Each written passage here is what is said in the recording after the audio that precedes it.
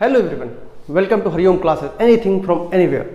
Today I am going to start a new topic which is immunology, and in this topic we will discuss about the immune system, immunity and the primitive introduction of immunology.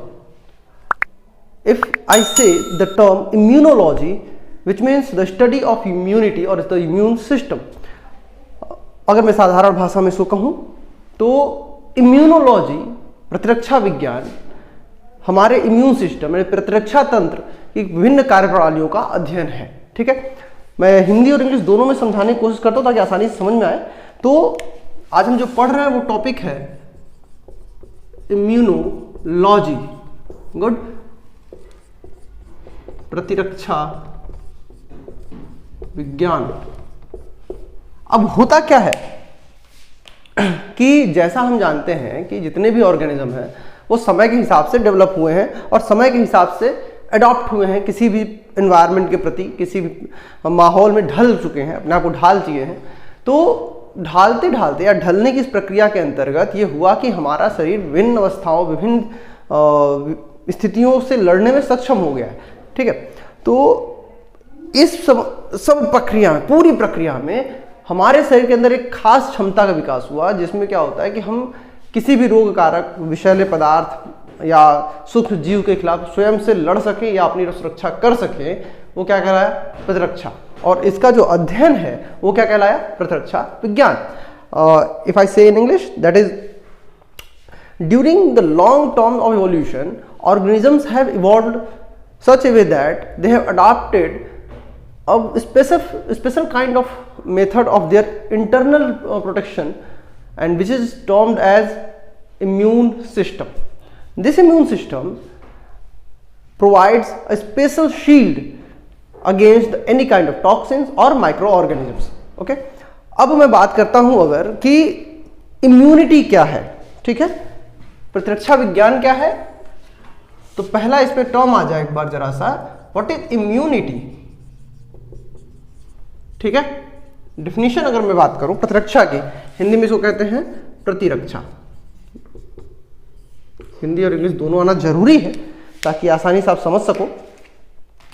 तो कहता है कि शरीर के ऊपर विभिन्न प्रकार के जितने भी पैथोजन यानी माइक्रोब्स हो या विषैले पदार्थ टॉक्सिन्स हो, उनके खिलाफ लड़ने और शरीर के बचाव करने की जो क्षमता होती है वही उस शरीर की क्या कहलाती है? इम्यूनिटी। ये person to person, organism to organism vary कर सकती है। ठीक है, तो अगर मैं इसको कहूं व्हाट इज इम्यूनिटी, तो it is the immunity is the capacity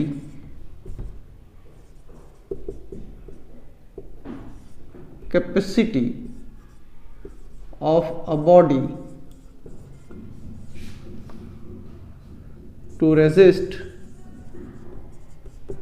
against any pathogen or toxin। ठीक है, इम्यूनिटी क्या है? तो शरीर की वो क्षमता, किसी शरीर की वो क्षमता जो किसी पैथोजन, वो पैथोजन क्या हो सकता है? प्रोटोजोआ हो सकता है, वायरस हो सकता है, बैक्टीरिया हो सकता है, कुछ भी हो सकता है। पैथोजन या टॉक्सिन, किसी भी विषैले पदार्थ के साइड इफेक्ट या दुष्प्रभाव से जो प्रतिरोध कर सके, लड़ सके, वो क्या कहलाती है? इम्यूनिटी। ठीक, और इसी के आगे the branch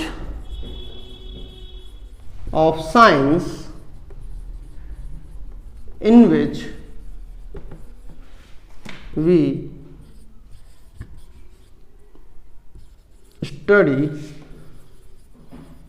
about the immunity and its system is called। अब देखो कॉल्ड जब मैं लिखता हूं ना, तो कॉल्ड की जगह पे टर्म्ड एज, नोन एज, ये सब लिख सकते हो इम्यूनोलॉजी। ठीक है, इम्यूनोलॉजी। और जैसा कि हमको ये पता है कि विज्ञान में जितनी भी लॉजीज हैं, जितने भी ब्रांचेज हैं, उनके कोई ना कोई पिताजी हैं, ठीक है, उसे कोई ना कोई पिताजी मौजूद है, तो इसके भी होंगे। तो एक भाई साहब थे एमिल वॉन बेरिंग, उनको माना जाता है फादर ऑफ, तो इसको मैं यहां नोट कर देता हूं, एमिल वॉन बेरिंग, ठीक है। ये क्या कंसिडर किए जाते हैं? फादर ऑफ इम्यूनोलॉजी, ठीक है, फादर ऑफ इम्यूनोलॉजी, प्रतिरक्षा विज्ञान के जनक, ठीक है। फादर ऑफ इम्यूनोलॉजी मतलब जनक, हिंदी में अगर कह दूं तो इसको कहोगे जनक ऑफ इम्यूनोलॉजी, ठीक है। शॉर्टकट तरीका, सिंपल सी बात है, इसमें बहुत सी घुमाने वाली चीजें नहीं है। आज मैं इंट्रोडक्शन की बात कर रहा हूं सिर्फ, इसका पूरा डिटेल है। एक्चुअली क्या होता है कि अगर मैं ग्रेजुअली लेवल अप करूं अगर, तो इंटरमीडिएट, बीएससी, एमबीबीएस और ऊपर की तरफ बढ़ते जाओ, इन सब चीज़ों में ये इलेबरेट होती है, ठीक है। तो अभी जैसे मैं अगर बात करूँ 12th लेवल पे, तो छोटी छोटी चीज़ें होंगी। अगर वही बीएससी की बात करूँ, थोड़ा सा बढ़ जाएगा, कुछ टेस्ट बढ़ जाते हैं जिनके बारे में बात करूँ। अगर मेडिकल फील्ड में चला जाऊँ तो इससे रिलेटेड टेस्ट और डिजीज़, इनके इफेक्ट, उनसे रिलेटेड जो मेडिकल टेस्ट होते हैं वो सारी चीज़ें इंक्लूड होती जाएंगी। तो मैं ग्रेजुअली इंक्रीज करता जाऊंगा, जिसको जहां जरूरत पड़ेगी वो उतने पे अपना देख लेगा। तो आज चूंकि इंट्रोडक्शन का सेक्शन मैंने रखा है, तो ये सब पे लागू है, ठीक है। और इसके जो मैंने पहले बताया कि डिस्क्रिप्शन में पूरा लिंक है टेलीग्राम चैनल का और व्हाट्सएप ग्रुप का, जिसपे आप लोग ज्वाइन कर सकते हो और वहाँ से सारे नोट्स जो मैं अपडेट करूँगा वो मिल सकते हैं, ठीक है। तो अब ये भाई साहब जो एमिल वॉन बेरिंग है, इनको फादर ऑफ इम्यूनोलॉजी क्यों कहा गया, ठीक है, जबकि इनका योगदान बहुत बाद में आया। तो ये अगर कहा जाए तो 1845 से लेकर के 1947 ये इनका पीरियड है, उस समय पैदा हुए मर गए, तो इनका जो आया ये बहुत बाद में आए हैं, फिर भी इनको कहा गया फादर ऑफ इम्यूनोलॉजी। उसके पीछे रीजन था कि इन्होंने टर्म्स दिए, जैसे एंटीटॉक्सिन, इससे पहले थ्योरीज थी, हाइपोथेसिस थी, ठीक। और सबसे खास बात, सन 1890 में 1890 में इन्होंने एक टर्म दिया HI, ह्यूमरल इम्यूनिटी, ठीक है। ह्यूमरल इम्यूनिटी एक टर्म दिया जो बाद में अलग से उसका सेक्शन टाइप में आ जाता है, इसको पढ़ेंगे हम लोग आगे। तो actually Edward Jenner, Louis Pasteur, Robert Koch, इन लोगों से होते हुए इन लोगों ने बहुत सी स्टडीज की, बहुत सी बातें बताई। बट अगर कहा जाए कि इम्यूनोलॉजी को एज अ होल जिन्होंने स्टडी किया, जिसके बारे में डिस्क्रिप्शन के साथ बताया, वो ये एमिल चचा थे, जिन्होंने पूरा डिस्क्राइब किया था, इसलिए इनको कहा गया फादर ऑफ इम्यूनोलॉजी। अब अगर मैं बात करूं हिस्टोरिकल पर्सपेक्टिव की, थोड़ा सा समझ लो, बहुत इंटरेस्टिंग कहानी है इसके चक्कर में। इम्यूनोलॉजी की शुरुआत कहाँ से हुई, ठीक है। तो एक टर्म यूज होता है इम्यूनाइजेशन, वो सब वैक्सीनेशन, ये सब जो आते हैं उन सब की मैं बात करूंगा अभी। तो हिस्टोरिकल पर्सपेक्टिव की अगर मैं बात करूं, हिस्ट्री इसकी, ठीक है, हिस्ट्री बहुत इंटरेस्टिंग है। एक वैज्ञानिक थे एडवर्ड जेनर,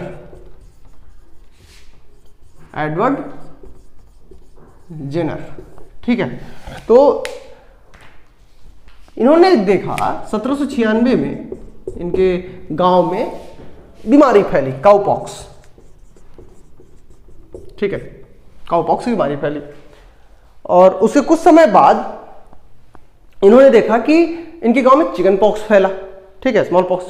तो स्मॉल पॉक्स फैला, तो ये इन्होंने एक और चीज देखी, एक घटना देखी कि सारे बीमार पड़े, पूरे गांव वाले, सबको स्मॉल पॉक्स की डिजीज हुई।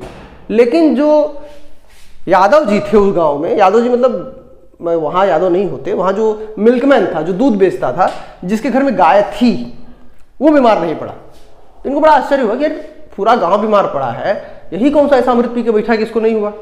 तो उसके घर गए और जो गाय ठीक हो गई थी, उसके शरीर पे जो कह लो कि चेचक के घाव थे, सूख रहे थे, उसको वो खुरच लाए, उखाड़ लाए, ठीक है।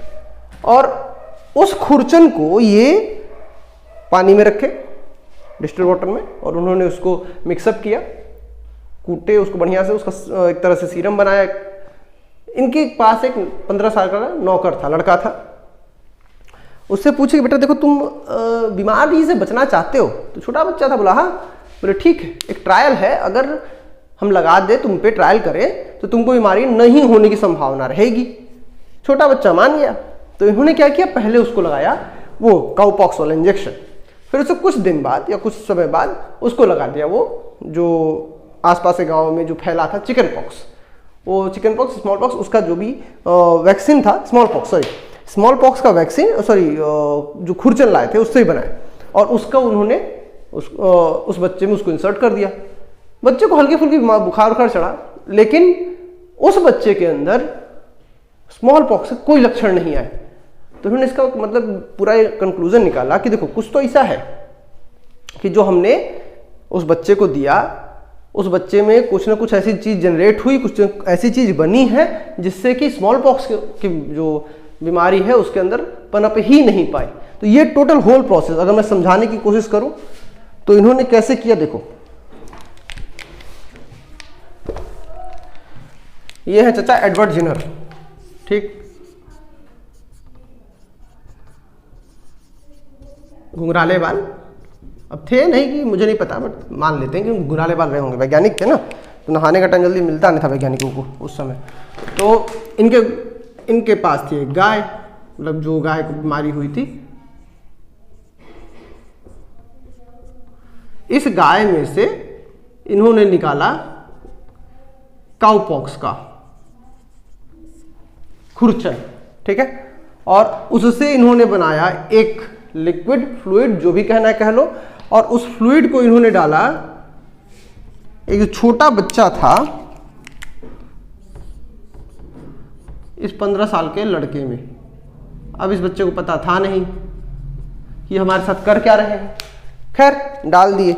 इससे कुछ समय बाद इन्होंने बाकी जो गांव के बीमार लोग थे उनसे लिए स्मॉल पॉक्स की जो पपड़ियां थी, खुरचन थे, उसको लिए उस बच्चे में डाल दिए और ऑब्जर्व किए, ठीक। बच्चा हल्का फुल्का तो बीमार पड़ा, लेकिन इसको मेजर रूप से इन्फेक्शन नहीं हुआ, ठीक। ये मस्त टहलता रहा, घूमता रहा, इसको इन्फेक्शन नहीं हुआ। तो इन्होंने कहा कि ऐसा कुछ तो हुआ होगा ना जिससे कि वो बीमार नहीं पड़ा।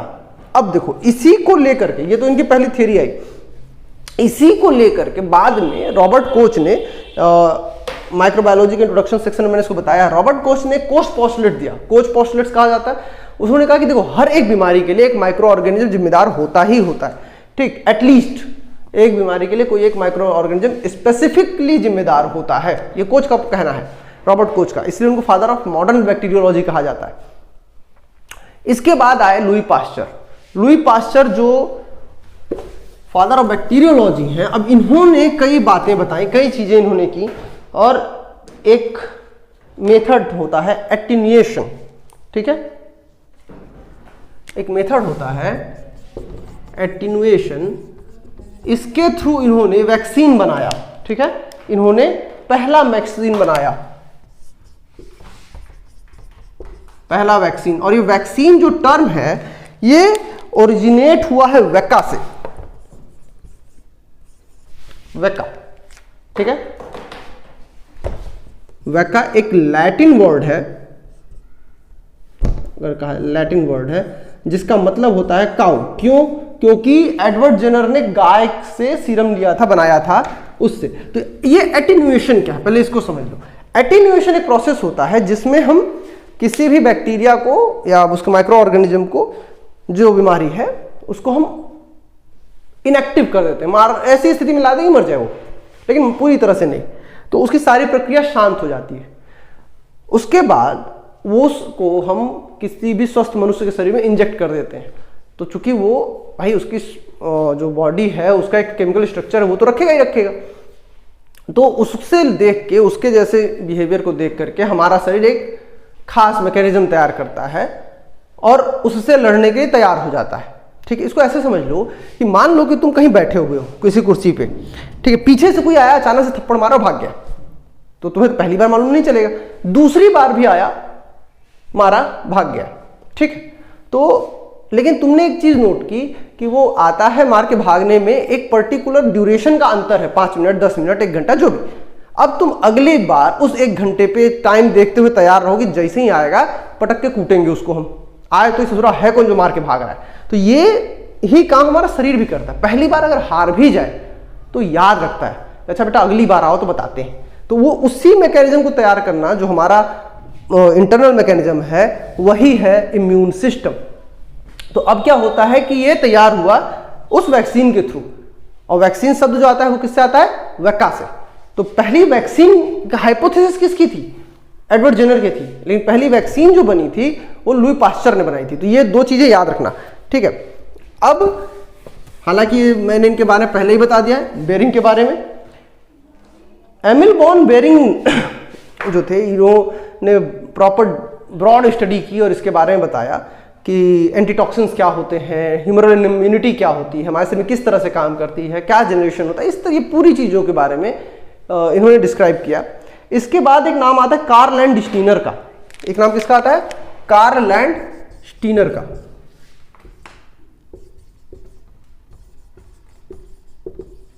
कार्ल लैंड स्टीनर भाई साहब ने खोज की थी एंटीबॉडीज की, ठीक है। और जो ब्लड ग्रुपिंग आता है ना, ये भाई साहब थे जो ब्लड ग्रुप के बारे में बताए थे, उन्होंने टर्म दिया था एंटीबॉडीज।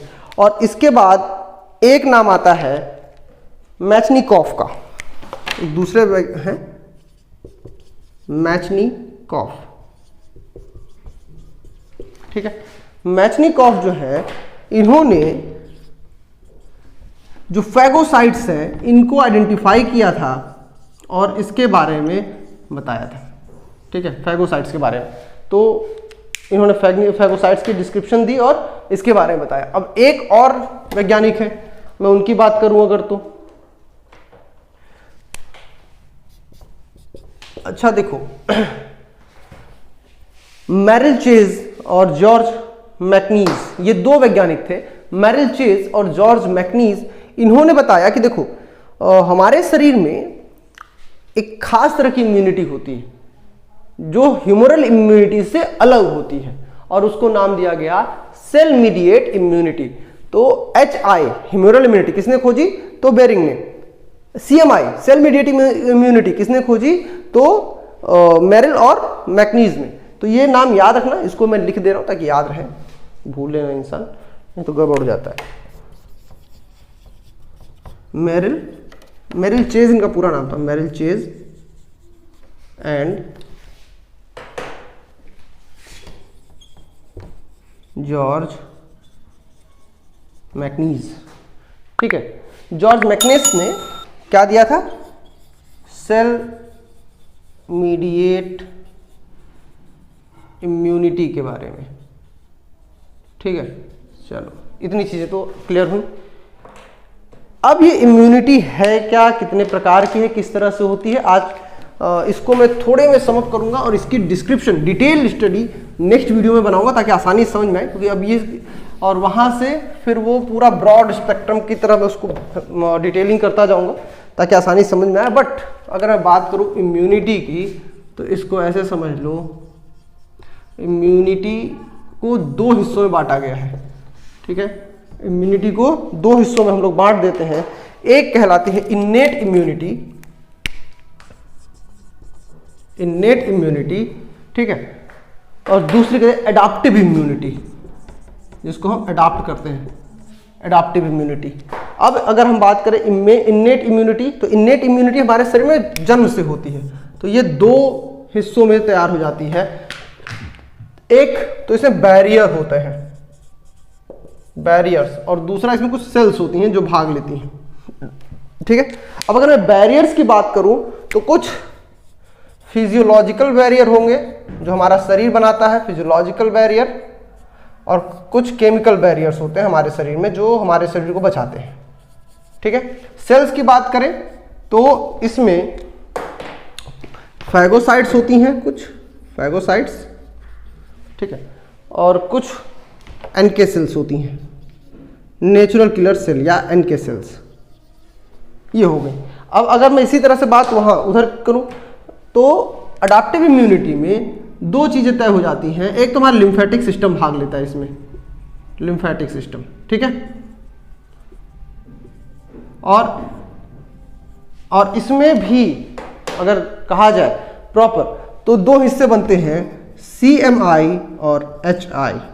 सेल मीडिएट इम्यूनिटी में T लिम्फोसाइट्स और B लिम्फोसाइट्स भाग लेती हैं, ठीक। ह्यूमरल इम्यूनिटी में body fluids and other antibody, ये सब जो प्रक्रियाएं होती हैं वो भाग में लेती हैं। तो अब यहाँ तक तो मैंने आज इंट्रोडक्शन की बात की। नेक्स्ट वीडियो में मैं इन टाइप्स में इन्नेट इम्यूनिटी के बारे में पहले डिस्कशन करूंगा कि इन्नेट इम्यूनिटी क्या है, फिर अडॉप्टिव इम्यूनिटी क्या है, फिर उसमें अलग अलग एक तो सेक्शन बना दूंगा, फिर उसका डिटेलिंग होती जाएगी, किस तरह से इसको पढ़ना है या किस तरह से उसकी स्टडी करनी है, ठीक है। तो अब इस पूरे सेक्शन में अगर कोई डाउट रह जाता है तो क्वेश्चन कर सकते हो बड़े आराम से। एक क्वेश्चन मैं पूछ के जाता हूं, अगर आंसर पता हो तो कमेंट जरूर करना। पहले कौन सी इम्यूनिटी हमारे शरीर के पास आती है, दैट इज एडॉप्टिव और इन्नेट। बहुत सिंपल क्वेश्चन है, इसका आंसर बहुत सिंपल सा होगा। आई होप इसको पढ़ोगे अच्छे से और अपने दोस्तों के साथ इसको शेयर करो, सब्सक्राइब करो और अपने दोस्तों से भी कहो। Have a great day, bye bye.